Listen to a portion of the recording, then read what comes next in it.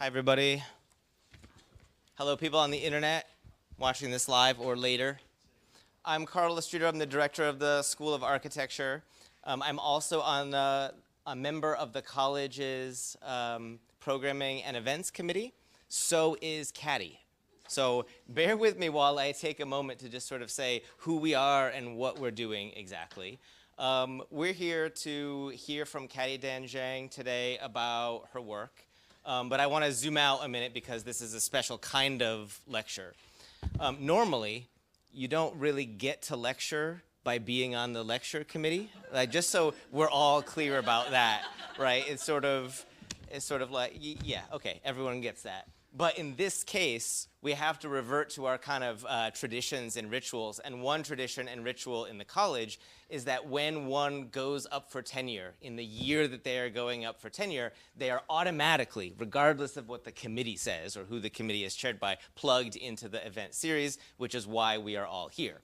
And normally the person who would introduce that person is the director of the school, which is me, but I'm also on the committee. So it's convoluted. I want to mention Faye Nixon, who's also on the committee with us. Julie Kress was on the committee last year, and so she also had a part in kind of staging the events that happen in this series. Quickly, what is tenure, by the way? There's a lot that I might explain. I generally leave the kind of history of tenure to Abigail. This is definitely not going to be that, but I would like to say for the students out there who aren't waking up in the morning thinking about whether you have tenure or whether you're going to get tenure, when you're on tenure track, you're constantly and regularly proving yourself to the institution. When you earn tenure, you start to become responsible for being that institution. And so it's an important milestone, an important moment of transition. And this year, Catty is going through that process. I didn't first meet Catty when we were hiring her in this position. I actually first met Catty via an Instagram DM, I think, or maybe that quickly led to an email. It was normal, don't worry. Because Catty was curating an exhibit and she was reaching out to other academics who might be interested in participating in that exhibit. That exhibit was at UNC Charlotte, where she was very recently in a tenure track assistant professor role before coming here. And my memory of that was like, this is someone who really is going to get the best work out of me. Some like good framing of a exhibit. I'm going to do some new work for it. And then I didn't talk to Catty that much more until years later when she applied here. Now we collaborate. A lot of people collaborate with Catty. She runs a practice called Temporary Office. And if you go to the Temporary Office website and you read about what they do, it's written in the first person plural. We do this, we do these things. And the we is, at some times, students, colleagues, former students, current students, students/collaborators, research assistants who have become submitters to exhibits, all different kinds of collaborators. And I think that marks Catty's contribution to the discipline of architecture is that she's very good at collaborating, not just as like a team player, but as someone who provokes other people to do good work with her. On the Temporary Office website, where there's like a cursor that leaves a little trail, which I think may be meaningful, but I won't dwell on that, there's a quote there. It says, we like to make buildings from smoke. We work towards non-smoking architecture. That's a good, very quotable, therefore I'm quoting it. Catty Zhang disseminates her work in lots of different ways. Notably, she's been featured in solo and group shows at lots of places, including UC Berkeley, Florida Atlantic University, T-Space, Carnegie Museum of Arts, the A&D Museum, the GSD, and others. She was a finalist of the GSD's Wheelwright Prize twice, and is the author of Pamphlet Architecture 37, which is titled Atmospheres on Instruments and Protocols for Medium Hybrids and Architectural Voids. The Pamphlet Architecture series is itself historically significant. It has a long lineage, like there were 36 before number 37. You may be not surprised to learn. It had a brief hiatus, and Catty's issue of the pamphlet series was immediately following an open competition call for themes. So not only is she one of those authors, but she's probably arguably the most important author in that whole series. You're welcome, Catty. She recently taught at UNC Charlotte. I guess we probably shouldn't say recently anymore. She earned a B.Arch from Tsinghua University, an M.Arch with honors from WashU, and then an MDes in technology from Harvard GSD, where she was also the 2017 recipient of the Daniel L. Shodek Award for Technology and Sustainability. I regularly ask Catty, how are you? How are you? Some of us have done this before. How are you? What is the response? Normal. Jason's got it. And so, I mean, I think about that a lot, and this is not going to get weird, I promise you, or at least not that. It's going to get weird. I think a lot of Catty's work, if you disassemble it, it's composed of very normal things. But when you look at the whole thing, it's profoundly destabilizing, unsettling, whimsical, extreme. I also, when I think about normal and sort of Catty's demeanor, her like insistence that the work is exuberant or like the students are going to be the ones who have the thing to say, one of the things I like to do is do something a little special in these introductions. Sometimes I'll mind students, I'll look at the student evaluations, and that's what I did in this case. I did remind myself of the student evaluations. So just so you know, students, I read them. And they're great. There's like appreciation for the nuances of the different teaching methods. People who like to have an advanced studio or a third-year studio with Catty where they recognize and reflect that something unique has recently clicked. But this is the best one. I'm going to read you in full qualitative feedback from one student. It's written as a full sentence, but it's a fragment. Taught me what I needed to learn. That's it. So that's kind of my retort. How are you, normal? Well, apparently you teach people what they need to learn. Thank you. I am really committed to making these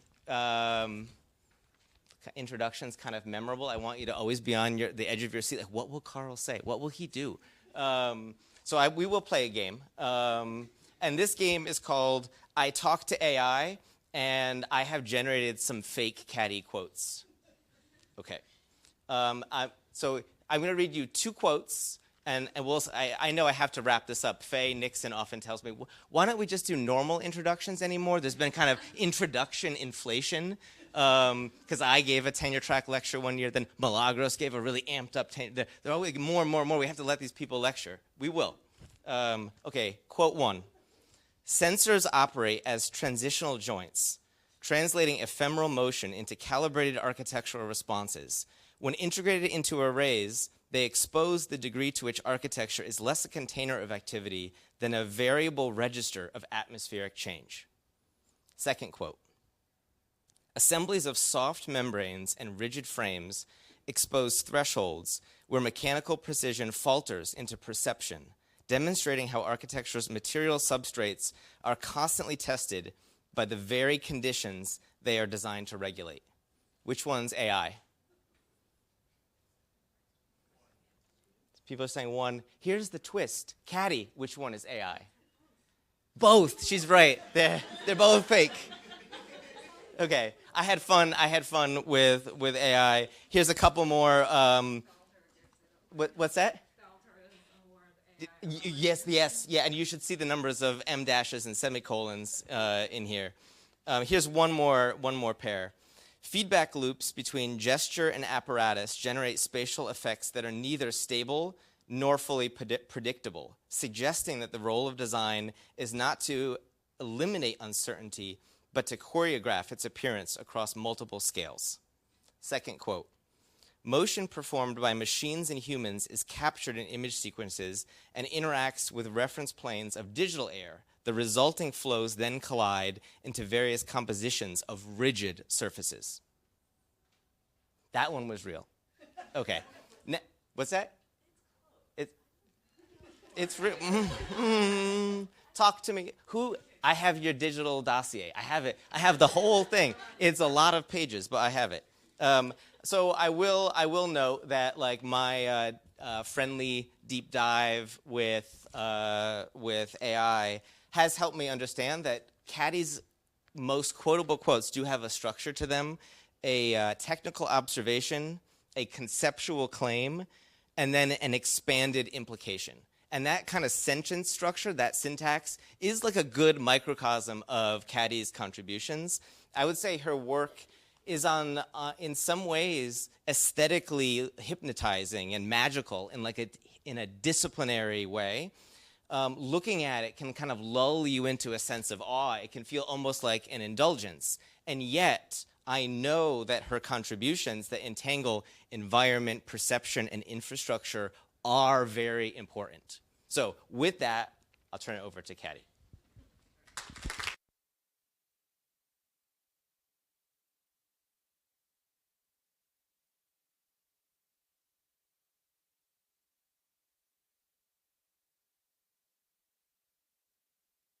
Working?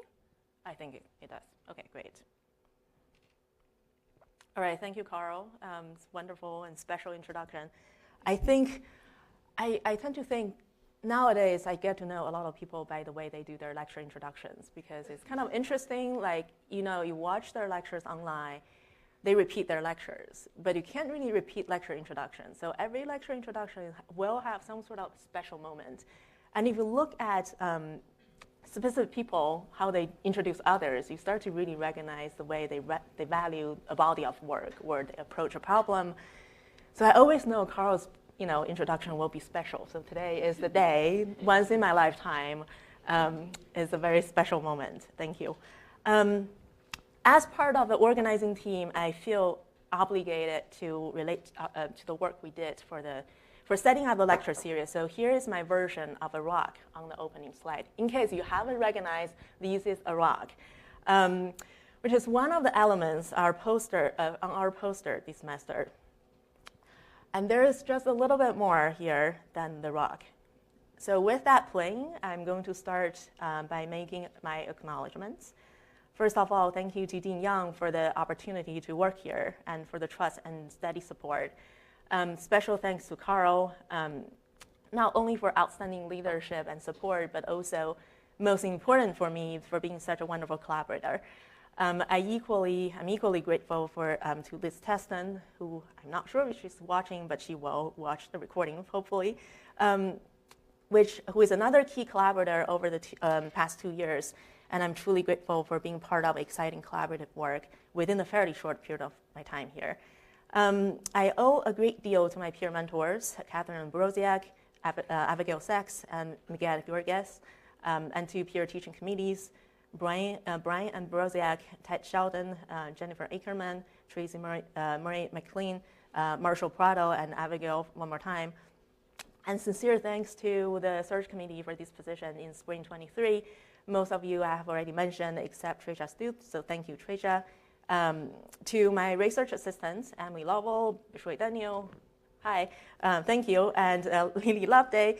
It's been a real privilege to work with such a talented team. To all my colleagues, thank you for the so many ways you've been supporting me. And to the students and teaching assistants, you've made the place meaningful and special. And finally, because I spent 6 years on the tenure track before coming here, I must also recognize my colleagues and research teams at my former institution. Without a supportive community there, along the way, nothing I'm doing today would have been possible. As visual artist and data activist Nicolas Malevey, in his article, "It Takes a Cloud to Detect One," invites us to imagine how could one explain to a computer what a cloud looks like, which is very different than, for instance, modeling a cat with assemblage of geometric shapes. Computer science makes computers learn what clouds are from examples instead of from simple rules, which involves massive circulation of photographs and an ecosystem of machines, systems, click workers, and cables that make elaboration of data set and training of the learning possible for detecting, analyzing, and classifying cloud computationally. So Malavey described a precise analogy of technological framework that are typically invisible or imperceptible to us today, and yet they are swirling around us like weather systems. I see these largely invisible weather systems as atmospheres in the digital culture in real time. And architecture plays a role in the recording, imagining, representing, and constructing such atmospheres to mobilize its relationship with the users and with the planet. And to unpack the complexity of these invisible technological systems in design, I approach it in my own work with a representational framework. I explore the making of a visual system and visual systems that synthesize mediums and optics. And I tend to relate this slide as the most boring slide I'm showing in a lecture. I had to do the diagram when I was asked to write a research statement, so just bear with me. It's important to lay out the methodology. So mediums are essential in weather systems, including atmospheric mediums, such as air, and computational mediums, such as image. And optics relate to visual techniques from analog visualization or optical lenses to various computational processes. While this framework leads to a series of projects spanning various types, I tend to consider our relationships to technology around, like Carl said, around familiar and normal objects, and around familiarity, access, and the role of individuals and daily life as part of it, through the reconceptualizing and repurposing of normal things that are culturally familiar to us, and explore ways that these cultural objects transform into images, forms, and spaces. And for example, as you see here, making cityscapes by blocking your webcam. Or want to make sure the cat image are playing, or combing air into curly hair, for example, where the combed air at the same time supports the imaginary of the combing object itself, a collision object in the force field in computational terms, and an object in the field condition of which turns into a playful morphing figure. Or, of course, I cannot resist sharing a donut videos over and over in my lecture again. So for a shared culture of donut making and consumption, here action scripts leads into donut battling and donut multiplying scenarios in both physical and digital realms. Today, I'm going to share 3 sets of examples in research and creative practices and 3 extended experiments in teaching. Script 1, weaving weather. Team Ingold described the pattern of weather as one that is continually being woven into multiple rhythmic alternations of the environment, of day and night, sun and moon, winds and tide,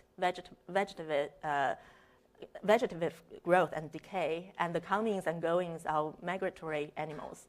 For this past year, with support by a Reagan award grant from the college, Liz and I decided to work on this project. It's titled The Weather Holds, which is envisioned as an outdoor interior-like spatial assemblage.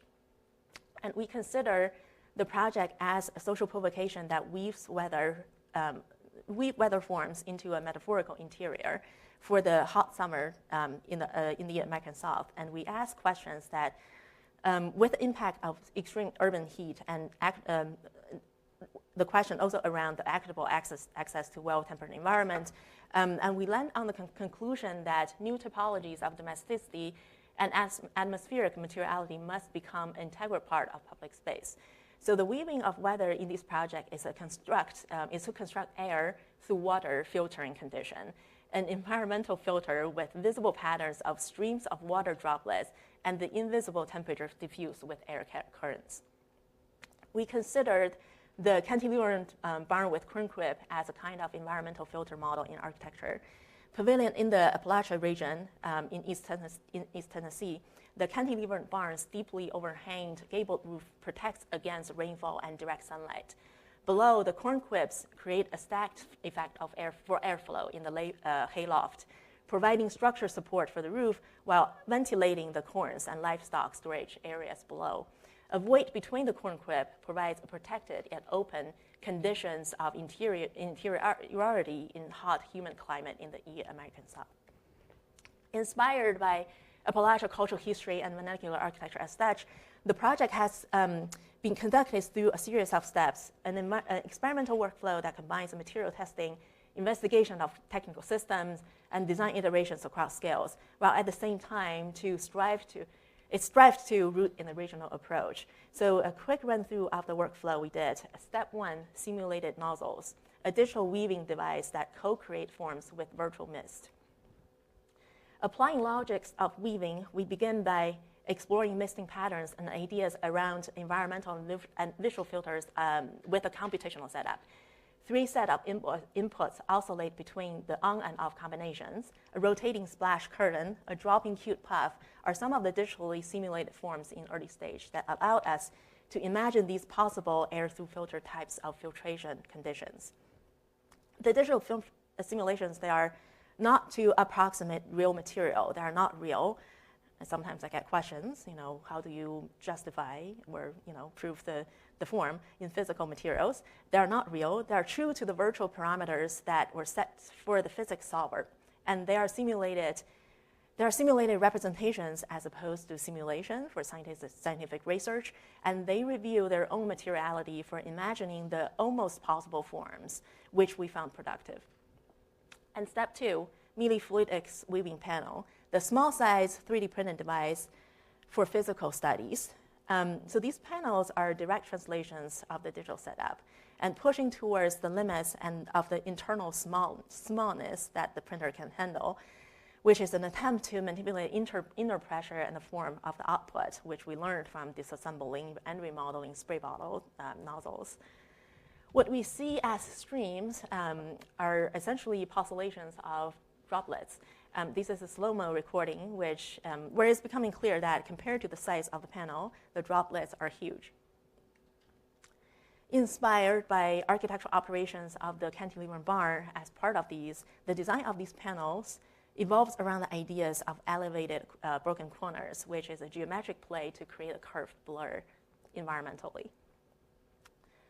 And step 3, DIY drip cooling. When we got to the coldest day of Knoxville winter, we came to the point that we need to work with something bigger. And we worked with very affordable and off-the-shelf products for typical dripping irrigation system for making a couple of proof of concept prototypes at the real scale. The process involves the customizations of various parts of, for altering angles, directionality, and a controlled lure mechanism, et cetera. And I have to shout out to the team, Emily and Bishui, who puts a lot of time working in these. The way we make these low-cost and real-size assembly became the idea of making a booklet of something about do-it-yourself and cool your neighbors. A visual instruction for making drip cooling panels and how they might offer something to the neighborhood to bring a backyard intervention into a public interiority. Part 3, thermal drape. Thermal drape was made with a portable pressurized system setup and was tested and temporarily installed on the 3rd floor patio during the hottest summer days. Visually an ephemeral blob, sometimes as a vague column, yet creating an environmentally felt interior for the surrounding outdoor area. Instead of angling nozzles, which we can't do with this system, we turned into the idea about fine-tuning mist streams as a process of weaving with add-on parts. They function as physical obstacles for redirecting the misting output, sometimes splitting, sometimes adding turbulences, and sometimes do nothing. And I have to say that if you're looking for maximizing the efficiency for cooling, this is something you should not do. We were aware of that, and there are basic rules, just for your information, that misting system requires minimum distance between surfaces and the nozzles, just as you see, precisely why, because the condensation built upon the surfaces rather quickly. But regardless, you still feel cool when you are close by. But we were really thinking about the form-making aspect about these nozzles. The add-on were designed to weave both misting streams of the soft water pipes, and then they also become nodes for assembly. Whereas at times, hot breeze would participate in the making of weaved forms, like you may notice in some of the close-up views. Step 6, 2 installations. The project was initially proposed to the UT Botanical Gardens on campus. The site is at the confluence of Knoxville Third Creek, the Tennessee River, and running along the Third Creek is an urban trail where people exercise, biking, running, or walking, which all of the activities activate bodies to sweat and breathe heavily. We propose these projects as an installation of a climate slip, a spin-off of water body of the creek where misting drips and misting shingles exist. And these are some of the preliminary design studies of sourcing and filtering, as well as 4 misting assemblies. On the one hand, we think about thermal practice and patterns of mist itself, while on the other hand, we were interested in exploring the elevated broken corners and curved blur in the early test as a creation of the visible frame. Playing with some of the simple geometric operations to turn misting corners into a resembling of gabled roofs in elevation with zigzag forms in the plan view, where they became simple kind of thin frames with objects common to the domestic lives as part. And similarly, this is the second iteration. For this one, we explored a generic site condition and a surface wrap mediating between the 2 curved corners.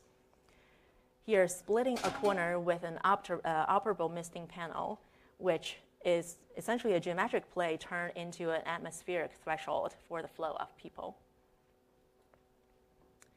And we do these design explorations where weather for us are not simply altered through broadly modulating temperatures or applying misting strategies to buildings. Rather, the metaphorical interior is created through the integration of forms of systems and atmosphere patterns into an open but layered enclosure. Script 2, bubbles bubbling, blocks blocking. Beatrice Konomina described in her book X-ray Architecture an X-ray effect, which is the extreme exposure of our inner secret of bodies to the outer world via touchscreens and wireless signals. If the public experience and of technology are augmented, connected, and networked beyond spatial boundaries today, how can architecture celebrate the physicality of space in a city that has as a multivalent social medium, which synchronize, share, exchange, and care? So I drew inspirations from Peter Sloterdijk, who suggests that in the age of global financial market and enormous technological complexity, only amorphous figures like foams, heaps, sponges, clouds, and vortexes can give us spatial forms to the contemporary imaginary. Only polyspheric and multipolar shapes can shelter the involutions of our collective psyche. And as the Weather Hose project was around air and water as physical material in the making of the weaved weather, these projects, Bubble Bath, explore a material and structure interplay of bubbles through the imaginary scenario of bubble bath, a form of air in water as a public celebration of a shared private environment. Installation was designed for an exhibition I did in the spring of 2023 at Florida Atlantic University. It occupies a very modest footprint in the vestibule space of a multimedia, next to a multimedia lab of the FAU building in Fort Lauderdale. And surrounded by very heavy pedestrian travel in the city, we designed 7 panels of bubbles that create a translucent veil against the transparent glass on the existing facade. This is a simple wood frame that sits right against the glazing panels and aligns with existing architectural surfaces and material transitions, where a much dense layer but transparent secondary frame was installed as part, and 1,750 air bubbles was assembled onto the frame. These bubbles are airbags for shipping, and they're not standard ones where typically you inflate it and it claims a volume of air enclosed by a single layer of plastic sheets. These ones we used were long rectangular inflatables that they were then folded in the middle and sealed along the side. So once inflated, the object in the folds would be wrapped tightly and under pressure, so therefore they're protected. We developed a system where the dichromatic films were used as insert into the middle space of the airbags. And these inserts were tapped onto a rigid rib when the back were inflated around the film, the pressure will secure themselves onto the film. So the dichromatic layer becomes both a material effect and at the same time a structural piece. And the connection between the inflatable and the acrylic frames in this case relies solely on the air pressure. The result in that results in a vertical sea of air bubbles where 7 rooms bathe within. The translucent veil, in this case, animate light and color while viewing from different angles. So the bubbles becoming site-specific elements. And they're at the same time representational medium, creating a fuzzy architectural edge of dynamic field conditions around the viewing chambers with live visualizations of the surroundings through capturing light and layering reflections. And this is what you see from the inside during day and night. These 7 rooms immersed in the bubble fields, they are drawing and model hybrids. And at the same time, they are chambers with framed wheels. They inhabit the sight lines between the inside and outside and through the bubble surface of dynamic color. The project was built in collaboration with a team of students at FAU. In the summer of 2023, after the exhibition period ends, the school decided that they really like bubbles. So they relocate a portion of the installation to one of the floors of where their School of Architecture locates. I wonder if they also fell in love with this framed view of the parking garage. But anyways, you get a glimpse of the city when you get close to the bubbles. I want to mention the pieces on display as part of the exhibition. They are dioramas of drawing and model hybrids. The 2D drawing side and 3D model side capped the box on the ends and create an in-between room where, as I mentioned, the sight lines of the viewers inhabit this room. These are produced for the exhibition specifically, but they are also representations of a project that I'm about to introduce. They adapt to site conditions like this one for viewing. In 2021, I had an opportunity to propose these temporary installation for a Discovery Place Science Museum in Charlotte, North Carolina. And I explored 7 urban locations in the city as part of constructing what I call that as a related camera and screen space in the physical realm. It's titled Interior Cities, Inhabiting Interactive Cityscapes Through the Webcam and the Shared Screen, which borrows the concept of the webcam and screen share to develop a physical environment and referencing what Anna Progener argued in her article towards a diffuse house, that the growing digital sphere has turned the entirety of the built environment into an endless domestic landscape, one defined by less by buildings or public spaces and more by objects and technologies. And in these vast digital sphere, physical bodies occupying one actual space at a time, but simultaneously existing in and being connected to many others through cameras, networks, and screens all at once has becoming the most iconic reality of the modern city.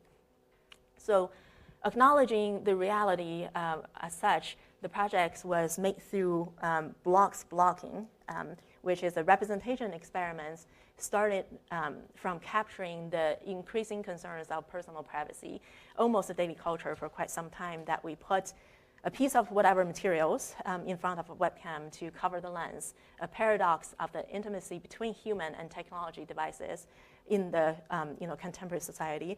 In this case, blocks of coverage are used as mediums that relate two kinds of camera spaces. One belongs to our personal device, and the other is the public views in the city. So the lineage of blocking camera traces back to historical camera apparatus for scientific studies, which are optical means for making image, tracing movements, and editing time. Over the years, I explored with students, these are from some of the classes I taught in the past, various ways of translating the mechanical and material of the camera apparatus, of the lens assembly, into the ways of blocking as a block assembly to alter perceptions and interactions via hybrid mode of communication. And drawing with webcam in this case is creating forms of time, an analytical relationship between camera apparatus and pixel arrays that signify temporal relationship, where we see blocks of color, surreal figures, appear as masking tape partially over the lens, creating textures and forms, and etc. We turn that representation logic into a framework of installation that's designed around 3 components. And they are a series of suspended cameras showing in the sketch as spheres and coils, and humans who interact with and blocks the cameras, and a set of scaled cultural objects such as folded sticky notes and grade paper. They function as spatial instruments and as color input. Together, they produce views within the installation to be captured in motion. So these are some early sketch videos showing ways of transforming real photos into 3-dimensional screens to be explored from outside and from within. The projections are generated by visitors in space and mapped onto 3D forms, which is achieved by ordering the transformation sequence of the image, as well as playing with openings, extrusions, and a bunch of form making from image kind of techniques, patterns, camera locations, etc. Views from close by and afar of the projected animations were some of the factors being considered when designing the image to form translation. This is a half-inch model of a full installation designed for the museum space, where we selected 7 locations that have very diverse identity to the city of Charlotte to create a connected chambers that fuse the real and altered image of the existing buildings. So these soft edges, they subdivide the gallery into several rooms. They create porous and thickened partitions with hybrids of projected interactive images and 3D screen forms, which are to be looked at and also to be looked into at the same time. The suspended webcam, which shows there as the little translucent spheres, are connected to silver springs, and they are wired then to the control system instruct projection outputs.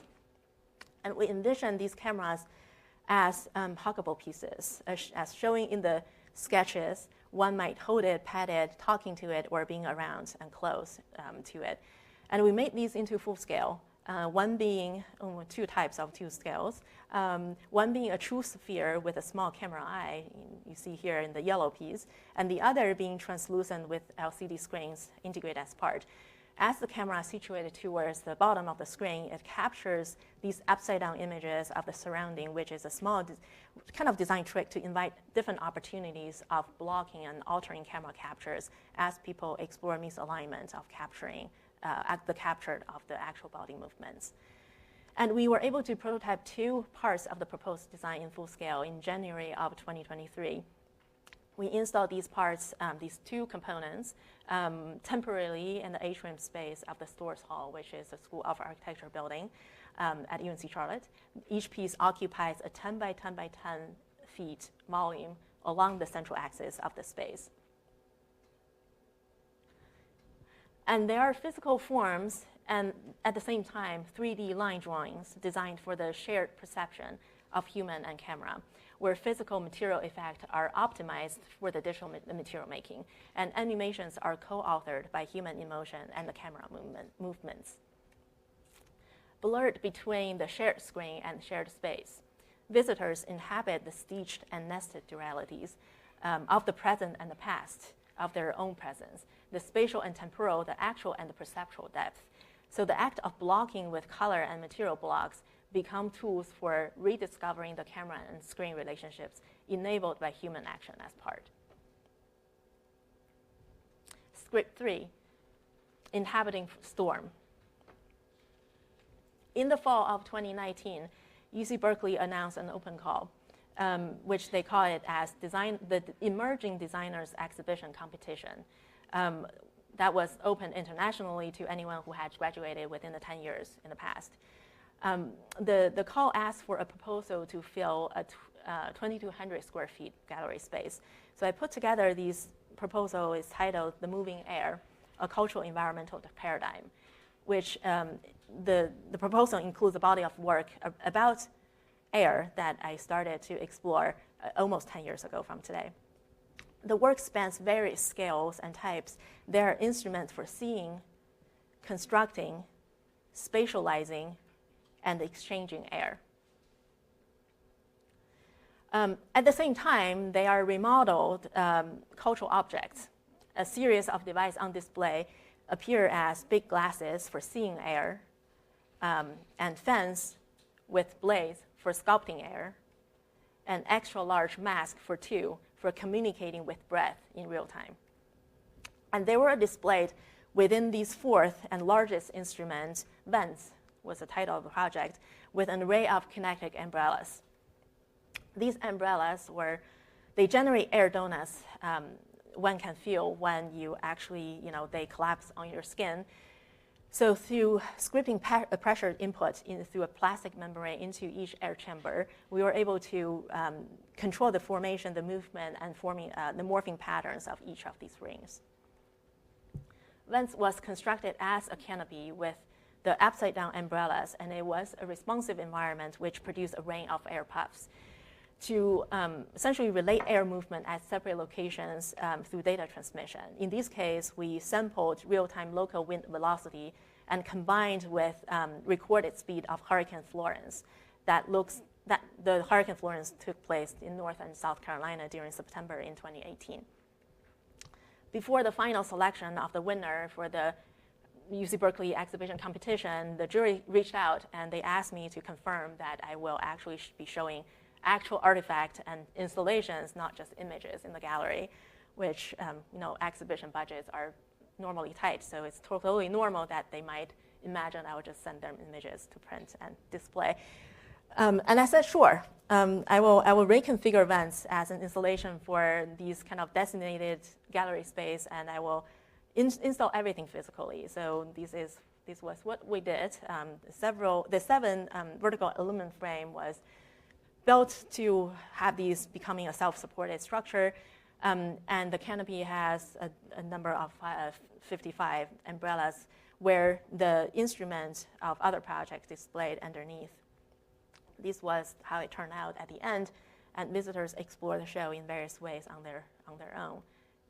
Overall, the series of work as part of the show, which was displayed in forms of drawings, videos, and physical instruments, they collectively intend to make aware of air as it is inherently unstable, relational, and active in design, both a physical necessity and a shared cultural medium. The modular nature of vents allowed it to be reconfigured and adapt to various locations and size of different spaces. And just like how it functioned as exhibition installation for Moving Air, the Moving Air show, it was initially designed also for an exhibition titled Seeing, which Carl was part of. It was a group show I curated in October of 2018. The space was designed as a floor, a ceiling, and altered air in between of the two horizontal planes. Works submitted by contributors are placed as framed prints and digital videos on the floor, where we installed around a total of 2 tons of rubber mulch, which is the only way we can hide all the cables and power cords and of the digital monitors and fog machines and electronics, so the floor. And on the other hand, the suspended ceiling aligns at the bottom with a gallery entry at 8 feet above the floor, with an entirely suspended structure of aluminum frame hung to the beam above the lighting grid. In between these two spatial planes, each of the fog ring transforms and enlarges as they fall downwards to the floor. They became soft columns in space, and they fluctuate according to subtle forces caused by movements and activities in the exhibition.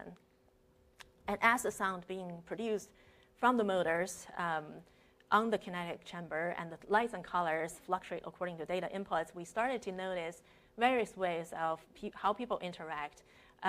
So kind of a rethinking of contemporary exhibition with the synergy of the visual media on display, which are to be viewed, and the responsive atmosphere, which choreograph human movement when they encounter atmospheric events. Over the years, the project got some chances to be reconfigured and reinstalled at different locations, as I said, for the previous 2. And each time it functioned as an active spatial device. In the year of 2022 to 23, it had almost a year of its time on view at T-Space in Rhinebeck, New York. It was for a 1-month exhibition for the pamphlet architecture, but the gallery kept it installed for the off-season architecture tours. At the opening, this is a little loud. At the opening, I'm going to shout, of the C5 exhibition, a visitor came to me after spending some time with the work, and then he asked a question about the work, and it was kind of my favorite question about the project so far. He asked, do you smoke? So what do you see through the smoke? Back in 2018, I provoked contributors of Seeing exhibition questions related to technology and unseen. And I made these installations to probe the same questions. Here, perhaps making a hurricane into a rain of air donuts, at the same time, become a reminder that inhabiting a storm is not unlikely to be everyone's reality of today. And this is short video.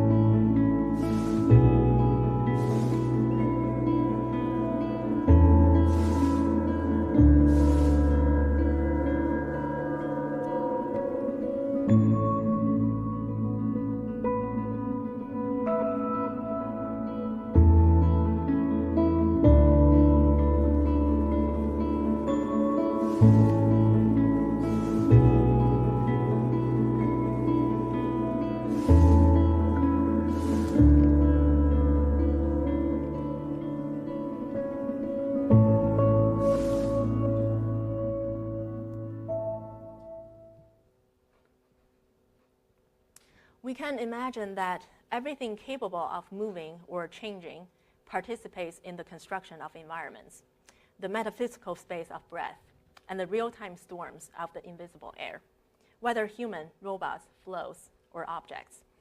That urged me to explore ways of establishing and representing relationships between movements and forms, systems and spaces, materials and mediums, and that look beyond the visible and fixed forms of architecture. And by doing so, it's becoming clear to me that we all smoke. While producing exact air for indoor environments has dominated the technological development in modern architecture, our personal smoke forms, generated with and mediated through cooling system and electrical grids, have inevitably contributed to the warming rate of the global climate. And through the lens of cultural environmental paradigm of moving air systems, I began to explore how architecture and systems might mutate and adapt through ideas around ducts. This work is ongoing. I literally had a deadline of submitting these this morning. So I'm certainly not supposed to talk about these yet, other than it is an exploration of cultural perception of air and ventilation systems, a collaborative making of air for a shared atmosphere through reimagining industrially established conventions of ducts, grills, and insulation assemblies. I might actually just said everything about it. So I'm going to transition to the extended experiments, which are essentially a few courses I've been teaching here with work explored through teaching and with students. The first experiment is about ducting architecture. The third year spring studio of systems and atmospheres, exploring digital and physical smokes as fundamental materials that inform design workflow and decisions.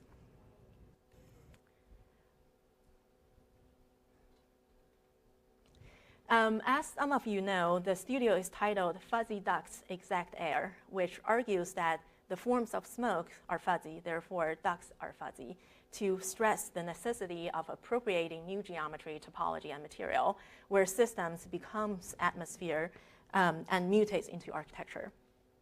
I'm not going to get into details about these, but we experiment with a procedural pipeline that utilizes various computational workflows and platforms, from generative AI to form finding with smoke, and then to material and formal translations, as well as smoke simulations, as opposed to typical flow simulations for performance assessment. These kind of experiment aims to support intuitive understanding of material behavior as spatial inspirations.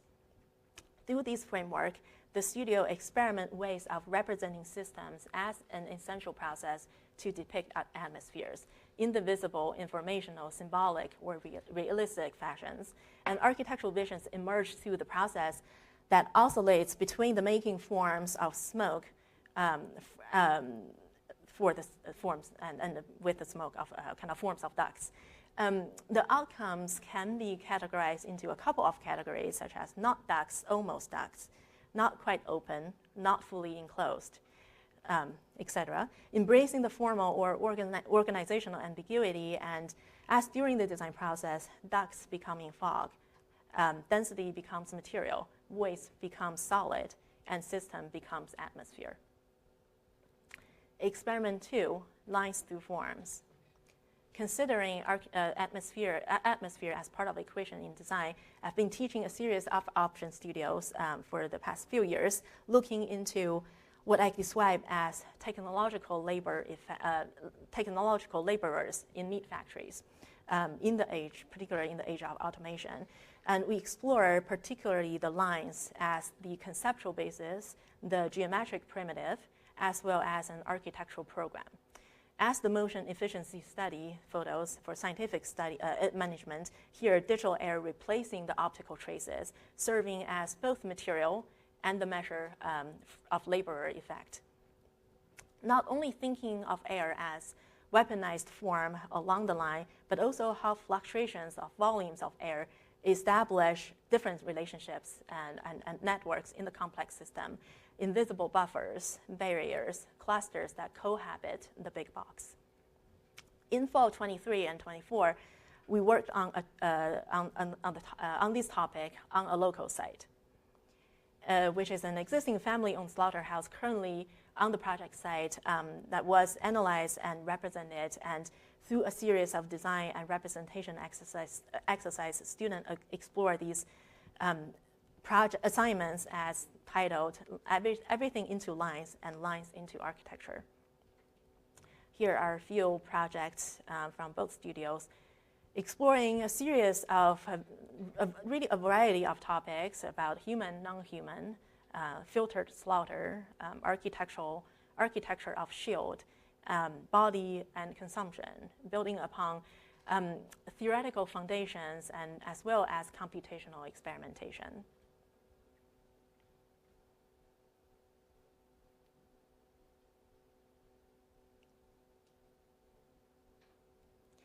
And lastly, number 3, drawing machines making environments. The construction of geometry and the construction of air are equally fundamental. What you see on the right is an example from 122, the first year spring representation in the spring. These ones specifically was done by Abby Quinn. On the left is one of the very first set of thermal robots I made for constructing forms of hot air. And I think of the necessity and urgency of making accessible knowledge of the systematic construction of air for making tangible environmental approaches, similar to the importance of making of architectural form from fundamental construction of points and lines. But what I'm planning to actually show here is just a quick overview of the first year representation as experiments of balancing the highly scripted exercise with mostly intuitive ways of thinking, seeing, and drawing in 3 dependent projects throughout the semester, where students practice proto-computational thinking and making through simple design tasks, which include the digital remodeling of analog mathematical drawing machines, the drawing and modeling of perspectival viewing devices, and how it might be considered as site prosthetics as part of the existing build work. Some of you might have been wondering that I have left out in this talk a very important project, which is technically the 4th script, Landing Clouds, Building Sky. At the beginning of 2024, Carl and I initiated a project we called Cloud, which stands for Clouds Lend Out Use Discipline, a monthly ritual of making and exchanging digital cloud. In 2025, we opened the project and invited others to join. And I'm skipping it today because I think I don't want to run out of time, but also because Carl and I will be talking about it together next month as part of the exhibition for the year-end gallery. I'd like to take today's opportunity to announce participants, including some of you. This October, we're building a sky with 30 collaborators cloud as part of. When thinking about sky, I think of what artist Shona Illingworth states about her work, Topologies of Air, where she said, the sky is one of the very last unbounded and shared spaces of our planet, but every microelement is becoming corporatized and militarized. The sky we're building will be spatially confined by the walls of the gallery, the historical barriers for protecting artworks. However, the sky is not limited, made possible by the open exchange of clouds over the cloud. I'm going to end my talk with something that I think belongs to a lecture for tenure. I'd like to make one more thanks to Vinegar, who always make inspirational actions without scripts. And thank you all.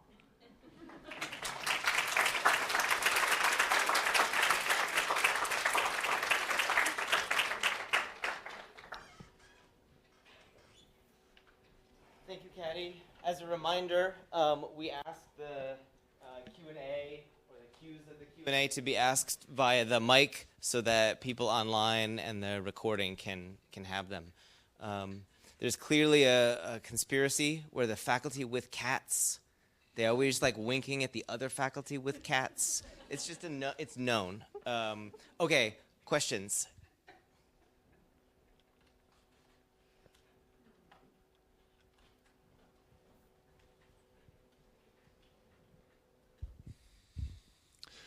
Thanks, Catty. That was a really great look at all the work, and it's fun work, and it's cool to look at, and I'm really glad that you're here and not just here tonight giving this, but here in general as a colleague. So thanks. Thank you. I was thinking throughout about I'm reading this book called Quantum Anthropology, and it's really interesting to me because they describe rather three different kinds of reality, two different kinds, empirical and non-empirical reality. So reality we can measure and reality we can't. And I was thinking about that throughout just because I've been reading that book. And it also just strikes me that like the variety of stuff you do and the variety of mediums and optics that you use, back to the least interesting slide that you mentioned in the beginning, which is actually the most exciting slide for me, so thank you. But the mediums and optics, the variety of stuff you use, it strikes me as like work that only an architect could do because of that variety, and only someone as creative and interesting as you are could do. But I was just thinking about the breadth of it and like the variety of it, and I was just wondering, like, do you ever how do you deal with that? Like, how do you personally cope with like the kind of not quite this, not quite thatness of the work? Does that ever bother you? Does it like do you struggle with that? Yeah, I struggle. I think it's a good struggle. I think the way the problem or the challenges of categorization of the work were about a person as a body of work is always a struggle.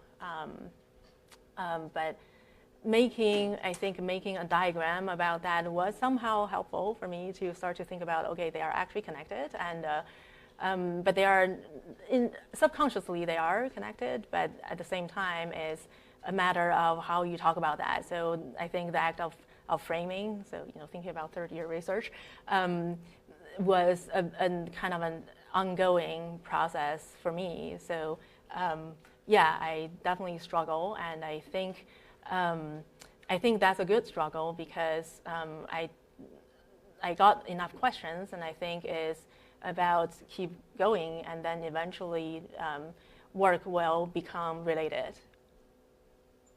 I don't think that's a best answer, right? It is. I mean, the good struggle part of it, I don't mean to make a difficult question or something, but I think it's just watching the full range of it. It makes me think that it's a special kind of work that could really only exist as design research done by an architect. And in that sense, the not quite this, not quite thatness is like its most important quality. Great, thank you. I think that's a really important rating.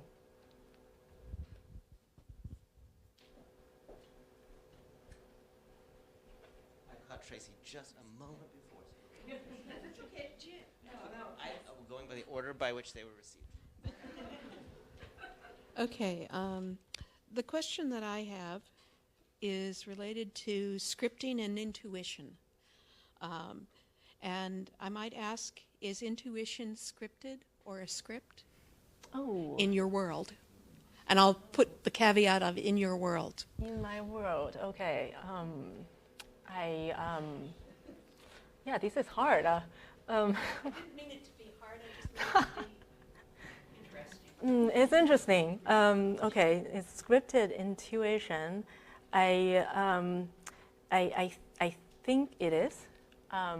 Not quite, but it is. I'd like to carry over what Mark Stanley's point is. So scripted intuition, I think because on the one hand is I get into the habit. So it's always, the work is always about how do you deliberately break the set bounds by your own habit. So they are scripted, and I think it needs to be unscripted in some ways. But in certain series of work, when they grow upon each other, they become scripted intuitions for sure. Yeah. Thank you. I feel like I'm not answering it great enough. I feel like the question is so good that my answers are not. No, your answers are good, and we'll have further conversation. Okay. Well, thank you very much. It's really, I've been very inspired by your last talk, and this one is even more mesmerizing. And I love this line of soul-searching questions as well.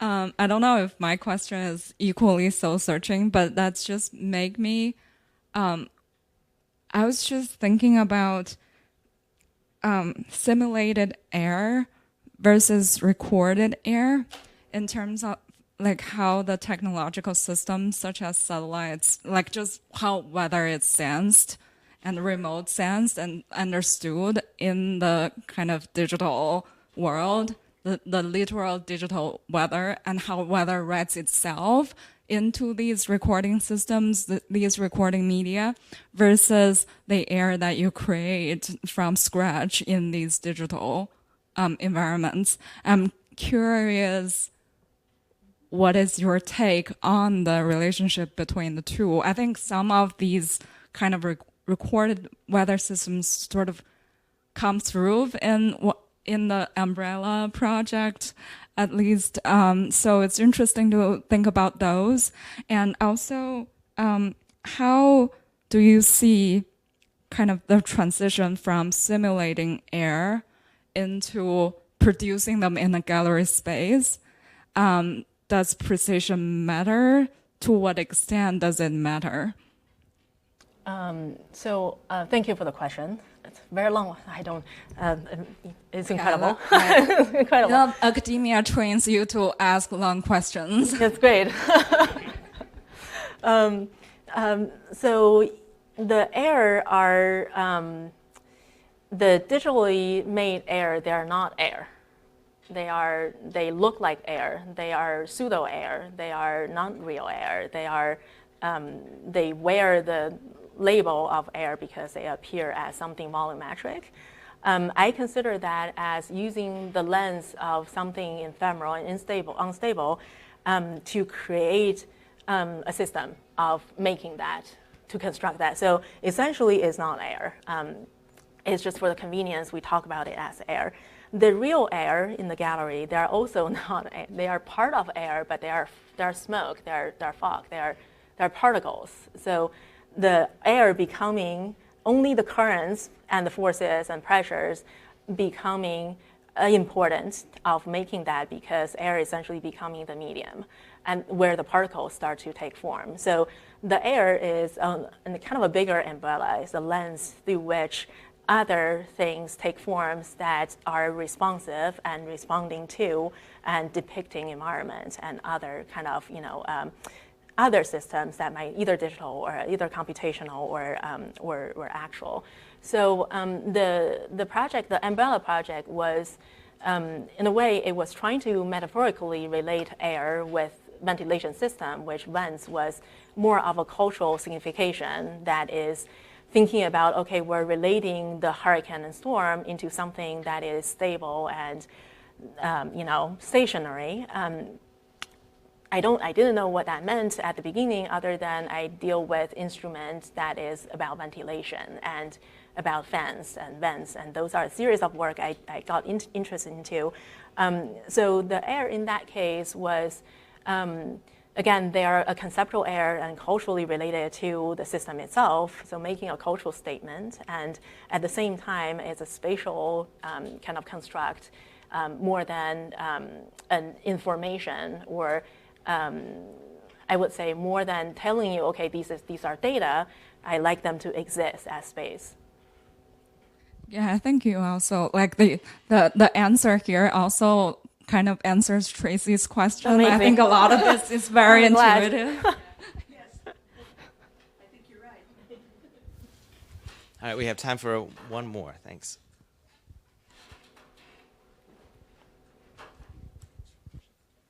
Well, thank you very much. I'm a first year. Very impressive presentation, and it's kind of daunting to see all the different projects, but really inspiring. One thing we talked about, it was our first critique today, and it was very cool seeing our professors talk about motion. We made like stagnant constructs, and it was like how to achieve motion in a seemingly still kind of quiet build. And seeing your presentation, masterclass, and being able to achieve motion, I wanted to ask, what advice would you give to first years? Many of us, I think, in this room are first years, to be able to achieve that motion. And as a more of a personal question, what inspired you to use air as a medium to message and also to communicate ideas? Oh, thank you. Great questions. I wouldn't be able to tell your first year by just listen to the questions. Good luck with making motion. That's my best advice. Good luck. Motions are hard. I think air is equally hard, but they are also fundamental. As I said, constructing geometries and constructing air, they are equally fundamental, because they are essentially the most basic elements that we have to understand. We have to be able to know how to really construct and respond and work with that. So if you're learning about static forms and constructs, then motion is essentially based on the same logic. It's probably different tools and different processes, but essentially, if you start to think about the fundamentals, they're kind of very similar. But of course, it doesn't mean that they're not hard to do. It's just kind of a basic logic. What inspired me, I did not mention that Carl mentioned I got my MArch BArch, so I also practice architecture. So in architecture, I think I was inspired by architecture for air and for motion. And the ephemeral and layered systematic kind of conditions as ways of, as a representation device. So I think about architecture and the creation of architecture as ways of recording and registering atmosphere and motion. So motion is part of that. So it comes from what you see in the built environment, and you start to really get into how to work with them. So those are probably where these things came from initially. Thank you. Thank you. Catty, thank you for. I could have just closed with that. Yes. Thank you for insisting on not simplifying your work as you open it and unpack it and bring us into your world. We appreciate you. Thanks. Thank you.